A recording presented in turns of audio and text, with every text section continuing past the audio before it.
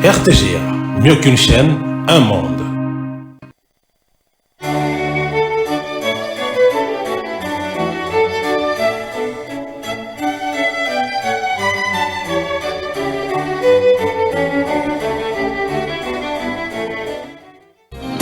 Ce journal vous est offert par Tango Protection.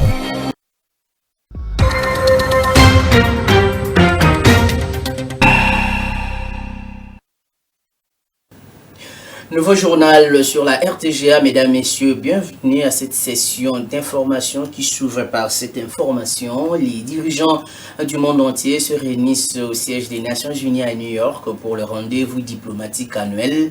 Le débat général qui démarre ce mardi 23 septembre est pour beaucoup le moment fort de la 80e session de l'Assemblée générale des Nations Unies avec comme thème principal le meilleur ensemble, 80 ans et plus pour la paix, le développement et les droits de l'homme au cours d'une conférence organisée le lundi par la mission permanente de la RDC aux Nations Unies. Le président de la République démocratique du Congo, Félix Tshisekedi, a appelé la communauté internationale à reconnaître les génocides perpétrés en RDC depuis plus de 3 décennies. Je vous laisse suivre le chef de l'État congolais devant les Congolais de la diaspora aux États-Unis d'Amérique.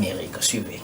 À l'heure où l'Organisation des Nations Unies, notre dispositif pensé et conçu pour le maintien de la paix et de la concorde dans l'humanité, ouvre la 80e session ordinaire de son Assemblée générale, la République démocratique du Congo, mon pays, a souhaité porter dans ce cadre la voix d'un peuple meurtri qui réclame vérité et justice. À l'instar de celui organisé à Genève, l'événement parallèle de ce jour se veut être un espace de parole utile pour éclairer les consciences et mobiliser les bonnes volontés éprises de justice et d'humanité et engager contre tout déni de ces valeurs fondamentales. Il est indéniable que depuis plus de 3 décennies, et ce ne serait jamais trop de le rappeler à chaque occasion, à chaque conscience, nos populations payent un tribut humain insoutenable. Familles décimées, villages rayés de la carte, communautés déportées ou forcées à la disparition en raison de leur identité pour permettre l'implantation de populations étrangères qui héritent illégalement de leurs terres, autorités traditionnelles réduites au silence absolu et remplacées par des lignées étrangères entraînant une désarticulation identitaire, femmes et enfants brisés. Ces crimes planifiés et systématiques dans leur modus operandi relèvent pour certains actes de la logique et de l'intention génocidaire. Comme vous le savez, le président congolais Félix Tshisekedi va s'exprimer devant l'Assemblée générale des Nations Unies à New York, aux États-Unis d'Amérique, ce mardi.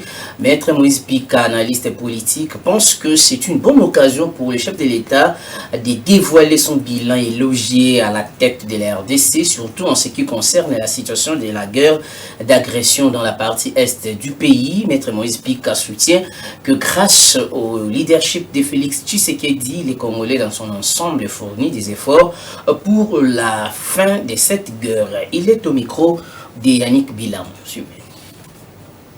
Tout gouvernement a pour mission de défendre ses territoires et sa population. Peu importe le temps que cela peut prendre, cette occupation par des rebelles, mais le gouvernement est en train de multiplier des stratégies et le gouvernement est en train de travailler même sur le plan diplomatique pour que les territoires occupés par les groupes rebelles soutenus par les Rwandais soient libérés. J'espère que le président de la République, lorsqu'il va prendre des paroles à l'Assemblée générale des Nations Unies, il va beaucoup plus aussi répéter, marteler sur la sécurité à l'est de notre pays. C'est-à-dire, il va beaucoup plus parler des accords, les accords que nous avons signés avec le Rwanda à Washington, en présence du représentant des États-Unis d'Amérique. La procédure que nous sommes en train de continuer pour signer les accords à Doha avec les groupes rebelles. Le président de la République va aussi marteler sur ça. Aussi la vie sociale du peuple congolais, mais aussi sa gestion depuis qu'il est au pouvoir jusqu'à ces jours. J'espère qu'il mérite, le chef de l'État mérite d'être applaudi jusque-là. Il a beaucoup travaillé, surtout sur la question à l'est de la République démocratique du Congo. Le chef de l'État, aujourd'hui, cette question-là est mise à nu. Tous les États du monde aujourd'hui condamnent le Rwanda, ce qui n'était pas le cas avec les régimes passés, où nous avons caché, où le régime passé a caché cette question de la guerre à l'est de notre pays. Ce n'était qu'une question qui était discutée entre 3 à 4 personnes, mais aujourd'hui, tous les Congolais discutent sur cette question et tous les Congolais réfléchissent sur cette question. Et puis la démission surprise de Vital Kamerhe de la présidence de l'Assemblée nationale fait réagir la classe politique congolaise.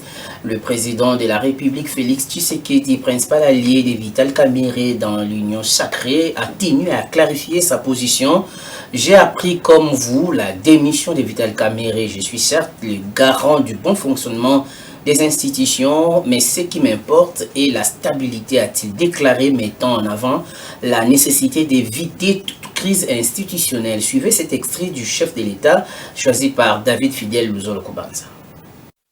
Du président de l'Assemblée nationale, ce que je tiens à vous dire, c'est que il y a quelques jours, moi j'avais reçu, dans le cadre d'une réunion interinstitutionnelle, tous les chefs de corps de nos institutions. Et il y avait là le président de l'Assemblée nationale, le président du Sénat, la première ministre et le président du Conseil supérieur de la magistrature. Le mot d'ordre était que la rentrée se fasse dans la sérénité, le calme qui soit. Et je crois que vous avez vu les discours de rentrée, ils ont été justement dans ce sens-là. Après, il y a un fonctionnement, une cuisine interne à chaque institution et les choses s'orientent selon ce que ces institutions sont en train de faire. Moi, je suis le garant de la stabilité de ces institutions, mais ça ne me donne pas le droit d'aller m'immiscer dans ce qui se passe dans ces institutions. S'ils ont décidé de défier leur président, ben c'est leur cuisine interne. Mon rôle à moi est de voir les droits de tout le monde sont respectés et que l'institution elle-même, sa stabilité est sauvegardée. C'est ce qui m'importe. Quant à savoir quelles seront les relations, votre question était de savoir si nous sommes toujours alliés, partenaires, bien sûr. En tout cas, sauf si maintenant, M. Vital Kamerhe en décide autrement, mais je ne vois pas pourquoi, parce que je ne suis pas à la base justement de sa démission, ni de ses problèmes. Je ne vois pas pourquoi il va vouloir me tourner le dos. Je n'y suis pour rien. Donc, et puis en bref, la plateforme et la MOCA, proche de l'opposant Martin Fayoulou, qualifie la démission surprise de Kamerhe des querelles des ménages. Pour Prince Epenge, porte-parole de cette plateforme, la scène a été orchestrée au sein de l'Union sacrée, estimant qu'il s'agit d'une manœuvre politique qui vise à faire diversion face à l'échec du régime actuel à rétablir la paix, notamment dans l'est de la République démocratique du Congo. Prince Epenge pense que ce qui se joue au Parlement n'est rien d'autre qu'un théâtre politique. L'objectif est de détourner l'attention de l'incapacité du pouvoir en place à ramener la paix et à répondre aux difficultés du peuple congolais.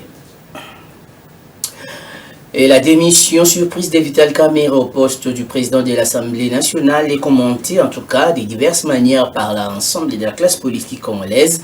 Maître Patient Kitenge, juriste et analyste politique, qui a encouragé d'ailleurs la démarche des députés nationaux pétitionnaires, salue ici le courage du président de l'UNC.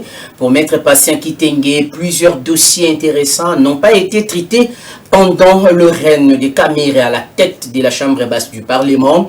À l'en croire, il est donc temps de donner au peuple congolais des productions législatives qui répondent à leurs attentes. Suivez Maître Patient Kitenge au micro de Yannick Bilam. Il y avait déjà quelques malaises par rapport à la gestion qu'on reprochait déjà au président Vital Kamerhe. Et c'est sur base de ça qu'il a poussé qu'il puisse arriver à démissionner parce qu'il savait déjà qu'il était déjà reproché par rapport aux actes qu'il posait ou qu'il avait posés depuis la session de mars. Et par rapport à ces actes répétés, et donc les députés ils ont estimé, et donc ils ne pouvaient pas quand même accepter voir, c'est-à-dire plus progresser. Oui, effectivement, ils ont raison, parce que c'est d'une manière démocratique, c'est légal, c'est vraiment une procédure qui est vraiment respectée. Et donc, ils ont le droit de le faire s'il y a un malaise au sein de l'Assemblée nationale. Ils ont pleinement le pouvoir de former la pétition contre le président de l'Assemblée nationale par rapport à sa gestion. Et donc, en dehors de la gestion, il y a plusieurs greffes à sa charge. Donc, vous savez déjà, même sur la situation même de contrôle parlementaire, on se semble déjà affaibli. Donc, on ne sentait pas vraiment l'évolution. C'est comme si on bloquait certains courriers des députés, des réclamations. Et donc, sur ce base de ça, les députés, ils ont constaté que l'Assemblée n'arrive pas à atteindre vraiment l'objectivité. Et vous savez, déjà, nous sommes dans une période où il faudrait que l'Assemblée puisse vraiment, avec le lobbying de leur président, de s'ingérer dans les histoires de l'Est du pays, mais on ne les sent pas. Pendant même la vacance parlementaire, le président Vital Kamerhe avait, lors d'une conférence avec le ministre de l'Affaires étrangères de la Belgique, il y a eu certains propos qu'il a soutenus en défaveur de la RDC et sous prétexte que les accords que la RDC avait signés, donc là on fait allusion aux accords de Washington et celui de Ottawa. Donc lui, selon lui, il disait on ne sent pas sur le terrain l'efficacité l'efficacité de ces accords. Donc ça pose déjà un problème. Donc, étant la deuxième institution de la République, c'est comme si vous ignorez les efforts que le président de la République est en train de faire sur le plan diplomatique. On va rester toujours au Parlement pour signaler que le président Jean-Michel Sama Lukonde du Sénat a présidé lundi la première conférence des présidents de la session ordinaire de septembre 2025. Cette rencontre stratégique avait pour principal objectif l'examen et l'adoption du calendrier des travaux à réaliser durant toute la session. Reportage David Fidèle Luzolo.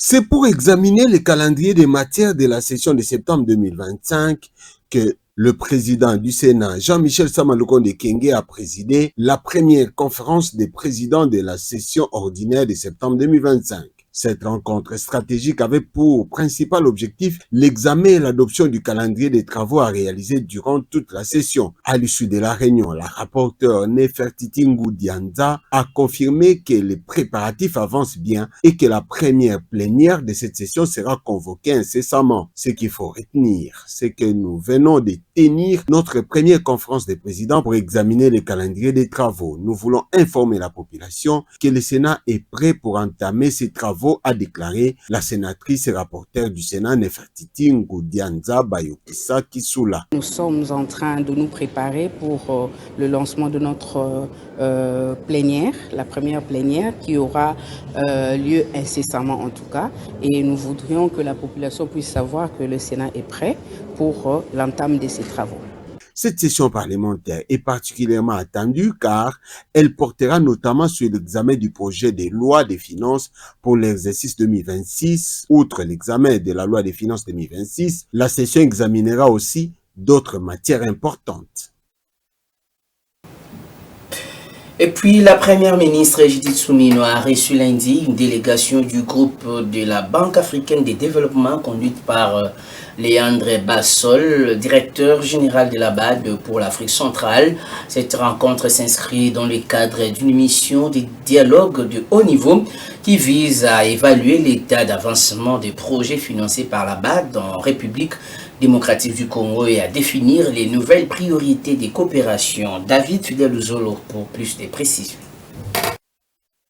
Lors de l'audience que la première ministre Judith Suminwa Tuluka a accordée à la délégation de la Banque africaine de développement, les discussions ont porté sur la nécessité de dynamiser la mise en œuvre des projets déjà engagés par la BAD en RDC. Actuellement, l'institution compte un portefeuille d'engagement estimé à 1,6 milliard de dollars, mais avec un taux de décaissement jugé faible autour de 25%. Pour Léandre Bassolé, chef de délégation, ce rythme ne permet pas d'obtenir un impact concret sur les conditions de vie des populations congolaises. La réunion a également été l'occasion pour la chef du gouvernement de présenter les nouvelles priorités de la République démocratique du Congo. Parmi celles-ci figurent les compacts résilience, les compacts énergie, ainsi que la réalisation du projet Grand Tinga, considéré comme l'un des projets les plus emblématiques pour l'avenir énergétique et économique de la RDC. Cette mission de haut niveau menée par les groupes de la BAD vise à renforcer la collaboration stratégique entre la RDC et l'institution panafricaine. Pour Léandre Bassolé, l'écoute et la concertation avec les autorités congolaises sont essentielles pour trouver des solutions efficaces et adaptées aux réalités de la RDC. Cette rencontre marque une étape importante dans les relations entre la RDC et la BAD, avec la volonté affichée du gouvernement souminois d'accélérer les réformes et de concrétiser les projets structurants. L'appui de la BAD apparaît comme un levier essentiel pour le développement économique et social du pays. En misant sur l'efficacité dans l'exécution des projets existants et en intégrant de nouvelles priorités stratégiques, la RDC espère bâtir une coopération plus dynamique et impactante au service des populations congolaises. Et pendant ces temps, la coopération entre la RDC et le Japon se porte bien. Pour preuve, la première ministre Judith Suminwa a reçu à l'hôtel du gouvernement une délégation de l'agence japonaise de coopération internationale conduite par son vice-président Kawamura Kenichi. Et l'objectif de cet entretien avec la délégation de la JICA, c'est de renforcer les échanges sur plusieurs projets stratégiques, notamment dans les secteurs de l'énergie, de l'environnement, de la santé et de la sécurité. Images et commentaires. Au centre des échanges entre la première ministre Judith Suminwa Tuluka et la délégation japonaise, le projet du Grand Tinga, un méga barrage hydroélectrique qui constitue l'un des projets phares du développement énergétique de la RDC et du continent africain. Le Japon, qui s'est déjà engagé dans plusieurs initiatives d'infrastructures majeures en Afrique, voit dans le Grand Tinga une opportunité de coopération stratégique avec la RDC dotée d'un potentiel énergétique parmi les plus importants du monde. Outre les Grands Tinga et l'environnement, la délégation conduite par Kawamura Kenichi a également abordé avec la première ministre l'état d'avancement des projets en cours dans les domaines de la santé publique et de la police nationale. Ces secteurs, considérés comme essentiels pour le développement durable et la stabilité du pays, bénéficient déjà de l'appui technique et financier de la JICA. Le vice-président de la JICA a profité de son séjour pour saluer l'engagement personnel de Judith Suminwa dans la consolidation des relations entre Kinshasa et Tokyo. Cette rencontre marque une étape supplémentaire dans la coopération entre la RDC et le Japon. Pour Kinshasa, l'engagement de Tokyo constitue un levier essentiel pour la réussite du programme d'action du gouvernement 2024-2028 centré sur la transformation structurelle du pays et l'amélioration des conditions de vie des Congolais. On va parler de l'appui aux sinistrés du camp Kabila. Plusieurs dégâts matériels enregistrés dans ces camps. Des policiers après l'incident qui a ravagé une centaine de maisons occupées par les policiers et leurs familles. Jacquemin Chabani, vice-premier ministre et ministre de l'Intérieur, Sécurité, Décentralisation et Affaires coutumières, qui s'est rendu compte de la situation désastreuse, a rassuré les victimes de la volonté du gouvernement à leur accorder une attention soutenue, promettant tout de même l'ouverture d'une enquête pour connaître l'origine de ces drames afin d'établir les responsabilités. On va faire le point dans ce reportage que nous propose Suzy Kibira Omar. Jacquemain Chabani Louko, vice-premier ministre, ministre de l'Intérieur, à Sécurité, Décentralisation et Affaires coutumières, a effectué le déplacement du camp Kabila dans la commune de Lemba pour se rendre compte des dégâts causés par l'incendie survenu dans la nuit du 21 au 22 septembre 2025. Un sinistre qui a ravagé plus d'une centaine de maisons occupées par des policiers et leurs dépendants. Au cours de sa visite, il s'est entretenu avec les victimes et leur a annoncé que le gouvernement de la République démocratique du Congo avait pris des mesures urgentes pour venir en aide aux familles ayant perdu leurs biens. Une assistance immédiate a été prévue afin de répondre à leurs besoins essentiels en attendant des solutions durables en faveur des policiers et de leurs familles. Le vice-premier ministre, ministre de l'Intérieur, Sécurité, Décentralisation et Affaires coutumières a également rappelé que la cellule permanente d'alerte et d'urgence du ministère de l'Intérieur et Sécurité assurera un suivi rapproché des victimes afin de garantir une prise en charge adéquate et un accompagnement soutenu de ces familles. Toyebi que vous avez une situation très difficile. Nazo de la rapport détaillé pour zwa évaluation ya sinistre. Toyebi que biloko na bino nyoso ekei na moto. Dans un premier temps, tokozwa disposition urgente pour na butu ya lelo pe mokolo ya lobi na semaine ezoya awa.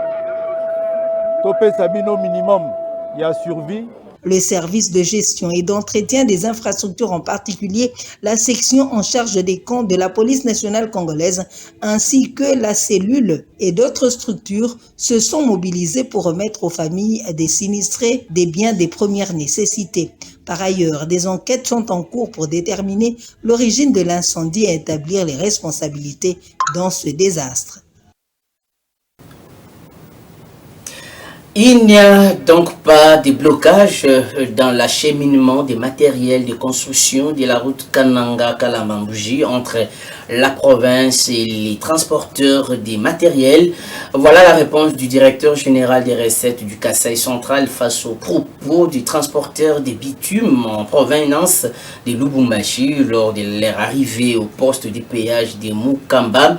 Selon Lucien Luchier, la province ne peut jamais bloquer la société Sino Hydro qui construit la route pour l'intérêt de la province. Notre permanent Kananga Soleil Ntumba Mufika a recoupé toutes les deux parties en conflit et voici son reportage. Freiner biso soi-disant to sombaka péage. Si longtemps toza mikanda nyonso et permettre biso to somba mukanda ta mon côté. Devenu très viral sur les réseaux sociaux, dans cette vidéo, des transporteurs des bitumes de la société Sino Hydro pour la construction de la route Kananga-Kalambambouji accusent le péagiste du Kasaï central de vouloir bloquer le passage de ces camions faute de paiement de péage. Position vite rejetée par le directeur général de la DGRCAC, Lucien Luchier, qui parle des engins privés qui ont gagné le marché et non des sociétés partenaires qui construisent la route. Quand il s'agit de ces grandes sociétés-là, ou grandes entreprises qui travaillent avec nous, il y a des engins aux mentions des RAB contracteurs ou soit Safrimex, ces engins ne payent pas parce qu'ils sont exonérés. Mais si les amis partenaires des Chinois, ils ont contracté un marché avec un privé, ils ont signé un document, je sais bien que ces engins ne sont pas utilisés gratuitement, non. Les privés là gagnent quelque chose. Et c'est comme ça que l'État aussi a son droit. Nous, comme État, nous demandons à la personne qui a gagné le marché auprès de nos partenaires chinois de pouvoir s'acquitter aussi du droit de l'État. Le DG de la Direction générale de recettes du Kasaï central indique avoir libéré sur instruction de sa hiérarchie afin que ces engins amènent des bitumes au profit de la province. Mais qu'à cela ne tienne, j'ai saisi l'autorité provinciale. Une fois qu'il a été saisi au nom de la paix, et parce que nous sommes bénéficiaires, laissez d'abord les amis venir jusqu'à Kananga. On va se renseigner sur la suite. J'ai donné aussi l'ordre, les 7 camions étaient libérés. Parce qu'ils ne permettaient pas qu'on prélève même les numéros de plaques, comme on l'a toujours fait. On n'a pas eu toutes les informations identifiant même l'engin. Ça n'a pas été fait. On a libéré 7 camions le dimanche. La nuit du dimanche, on a libéré encore 4 camions. Ce qui fait au total 16 camions libérés à partir de Mukamba. Il faut noter que plus de 30 camions transportant des bitumes sont déjà arrivés pour le bitumage de la route Kananga-Kalambambouji. Alors, on va prendre cette actualité sportive avant de boucler complètement cette édition du journal. L'attaquant du Paris Saint-Germain, Ousmane Dembélé, a remporté le lundi 22 septembre 2025 le Ballon d'Or 2025, mettant fin au suspense l'opposant au Barcelonais Lamine Yamal dans une cérémonie qui a fait la part belle au Paris Saint-Germain, champion d'Europe, devenant ainsi le 6e Français sacré dans l'histoire du trophée, auteur d'une saison remarquable avec le PSG, marqué par une victoire en Ligue des Champions. L'attaquant a dévancé l'Espagnol Lamine Yamal et le Portugais Vitinha. Mesdames, Messieurs, c'est donc la fin de cette édition du journal. Si vous l'avez médité, un grand merci à l'ensemble de l'équipe tant rédactionnelle que technique de la RTGA. D'ici là, portez-vous bien et bonne suite de programmes sur nos antennes. Au revoir.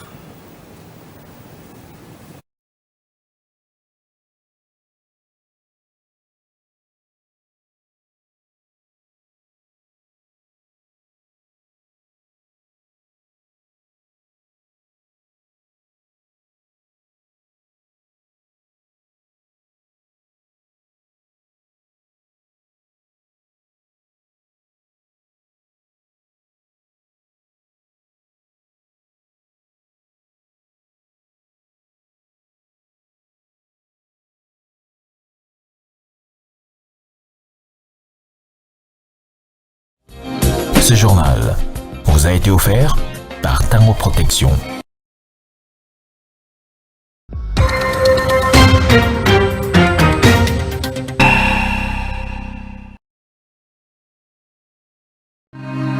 RTGA, mieux qu'une chaîne, un monde.